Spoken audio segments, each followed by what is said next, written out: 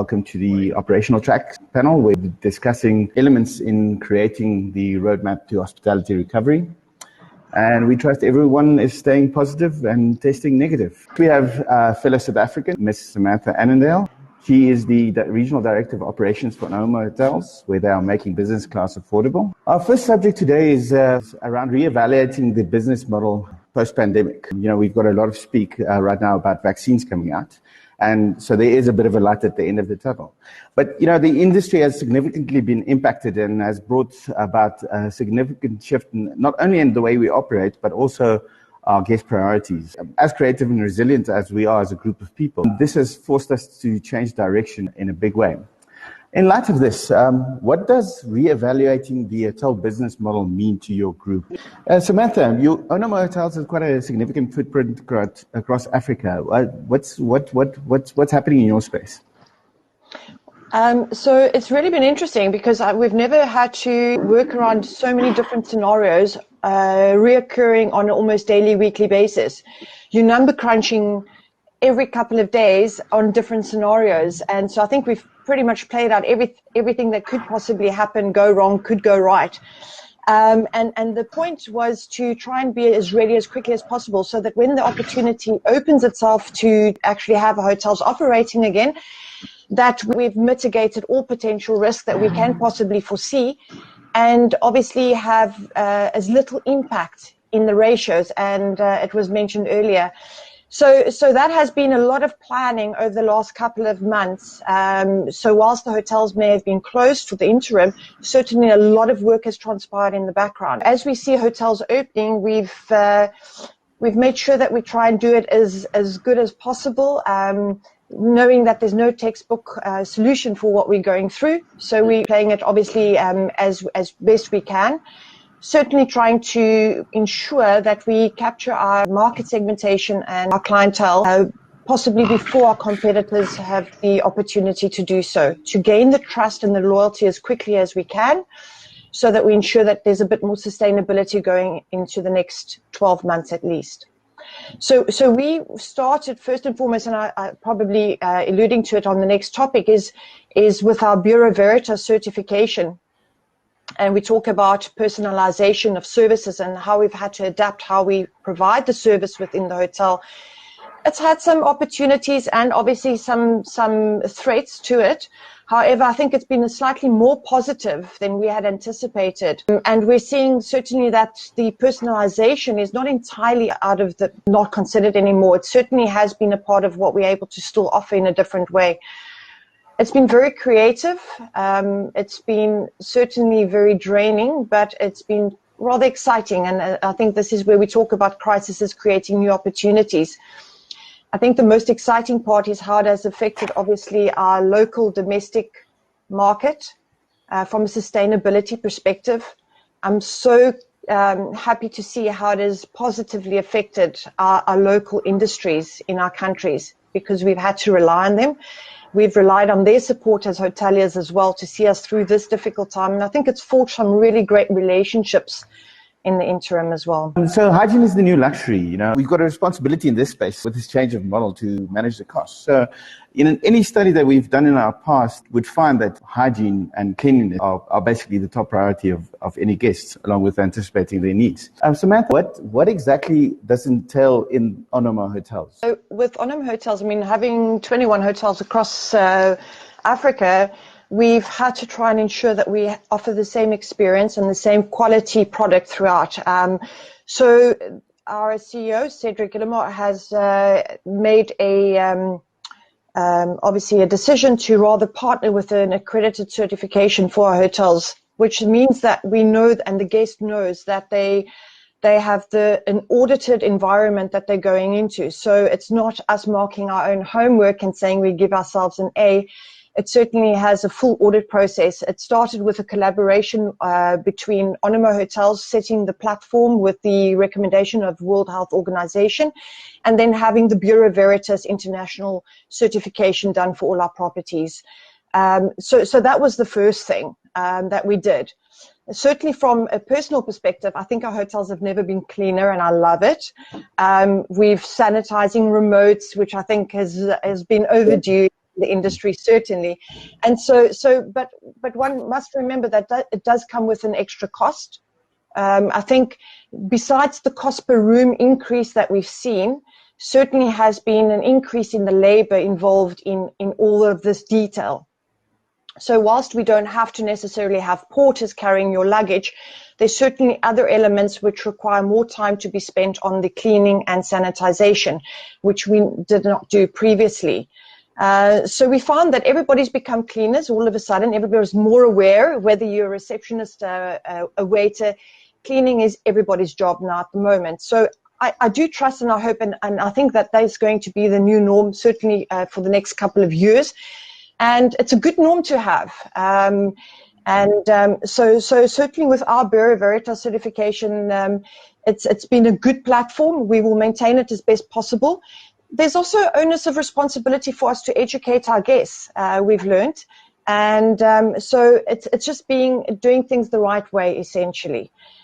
For the smaller establishments, it is not always as easy. And I mean, when you're part of a company like ONOMO Hotels, we're not the biggest brand name out there, certainly, but we've managed to maintain our hotels over this period, some remaining open, some being quarantined. It has been difficult, and one just wonders how adversely it has affected the smaller industries and the smaller hotels, the guest houses. And it's not always as easy when you have the backing of a company behind you.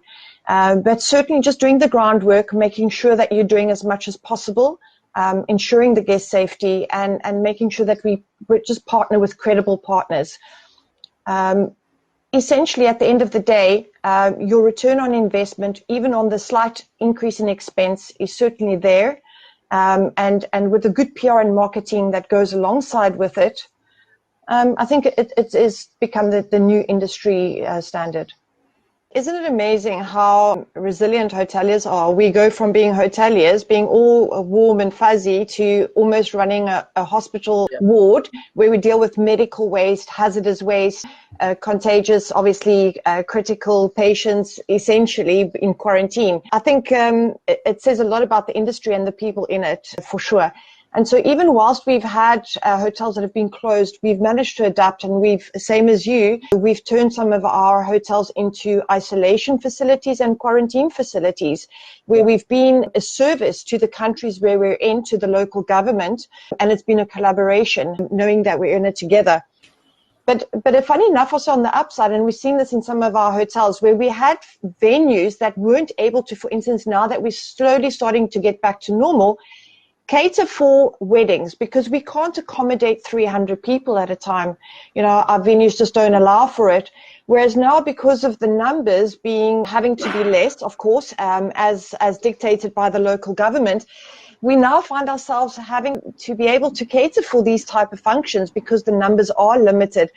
So it's quite strange, and it's really been a good feeling how we are able to continuously evolve, not just as hoteliers, but certainly our products and our adaptability. And I think probably for ONOMO being, you know, once again, we're relatively new, and our adaptability has allowed us to continuously change how we do things on a quicker note.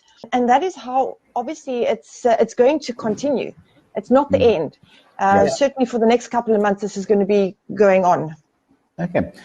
You know, I hear a lot about opportunities and, you know, the resilience of hoteliers and how we've adapted. What needs to happen for the hotels to really start unlocking F&B revenues, you know, moving forward? Not necessarily in the reality that we face right now, but once restrictions start to ease, once the vaccine starts to kick in and we have a little bit more freedom, what are we going to do to unlock F&B revenues in our hotels, and what opportunities have been created by COVID-19?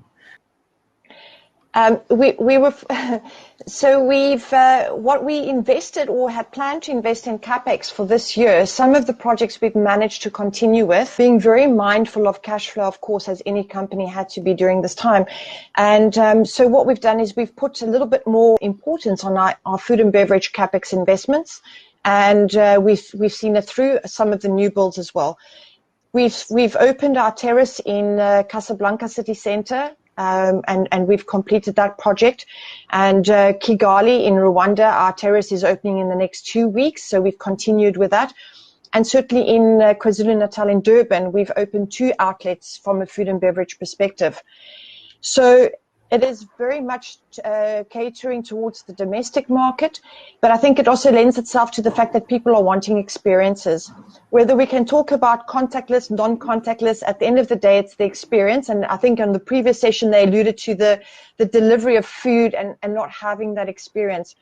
So that will obviously remain in place. And so certainly our efforts have been more focused towards that.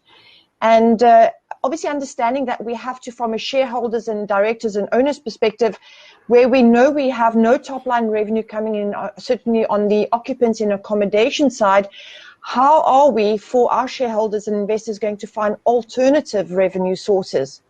And so whether it means that we now become more geared toward events, weddings, certainly even virtual conferencing, live streaming, selling tickets, these are the type of things that we have to do to make up for the deficit of our top line revenue in the next months ahead. So whilst we've put a hold on certain projects, we focused more on the food and beverage outlets, ensuring that we're able to capitalize on any guest experience that our clients want at the moment. Yeah. What's important about that is that cities like Dubai and certain other places have proved that hotels can actually have a food and beverage culture and a dynamic food and beverage flow. And if done right, it can lead to a significant increase in top line revenues, and which would, like you say, alleviate the pressure from the occupancies. Thank you. Sam, you mentioned a couple of your restaurants. What other areas have you focused on some of your? So Kamal, it sounds rather optimistic, which is good. It's good. We need that. But certainly I think, yes. So whilst we focused on F&B outlets and other revenue streams, and obviously being as creative as we possibly can, I think the one thing that we haven't touched on during this discussion is the fact that everybody had to review their expenses, those fixed expenses, and try and get them more variable or less variable and more fixed on a lower rate. Certainly, and I mean, I just look after South and East Africa, and I mean, we've had 800,000 euros of expenses we managed to curb, where we've renegotiated with our contractors and our suppliers and our third-party affiliates. So I think that first of all is what we're going to have to do, and it's like I said, I mean earlier, it's not just now, it's going forward. Obviously, it's a fine line how it impacts on service and guest experience, and one needs to balance that exceptionally well.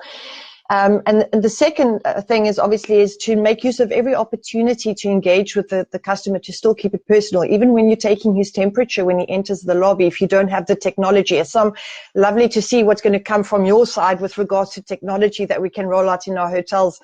Really looking forward to it. But certainly there's ways to positively engage with the customers still when they come through the doors. We've got just different opportunities. And certainly focus on what is real and what is our home ground. As for ONOMO, we focused on Africa's finest. We believe Africa's at the heart of our hotels. And it's an opportunity for everybody to do that. And hence why we've had to look at different revenue streams. But it also goes with the expense component, of course, and to balance that as best as possible. Okay, thank you. I mean, these are great insights, and I'm sure everybody that's watching this has really appreciated your time and your insight. Thank you very much for everybody for coming in today. I think the key learnings, there's some key learnings that have come out of this in terms of the technology that's available. A lot of talk about how to keep it personalized, and also Sam, from your side, some of those changes and what it just proves to you is with a slight change of mindset, what can be done. I've gone through a difficult time, but as hoteliers, it is also a resilience that shines through, and I hope that optimism now starts to continue into our future. Yeah.